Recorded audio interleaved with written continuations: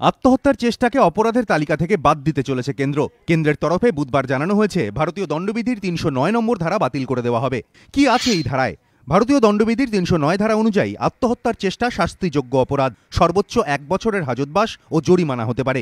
কেন্দ্রীয় স্বরাষ্ট্র মন্ত্রকের প্রতিমন্ত্রী হরিভাই পরাথিভাই চৌধুরী জানিয়েছেন, ভারতীয় দণ্ডবিধির ৩০৯ নম্বর ধারাকে বাতিল করতে ল কমিশন তার ২১০তম রিপোর্টে সুপারিশ করেছে। কিন্তু যেহেতু আইন শৃঙ্খলার দায়িত্ব রাজ্যের, তাই এ বিষয়ে তাদের মতামত জানতে চায় কেন্দ্র।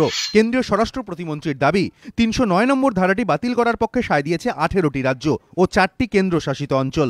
সেই ভিত্তিতেই ভারতীয় দণ্ডবিধির ৩০৯ নম্বর ধারাটি বাতিল করার সিদ্ধান্ত নিয়েছে কেন্দ্র। सरकार को बहुत संवेदनशील तरीके से इस पर विचार करना चाहिए। आत्महत्या बहुत दुखी होकर इंसान करता है और उस पर भी अगर वो कामयाब ना हो और उसको सजा हो जाए तो ये तो बहुत एक तरह की प्रताड़ना है। এদিন রাজ্যসভায় লিখিত প্রশ্নের উত্তরে কথা জানান কেন্দ্রীয় স্বরাষ্ট্র প্রতিমন্ত্রী।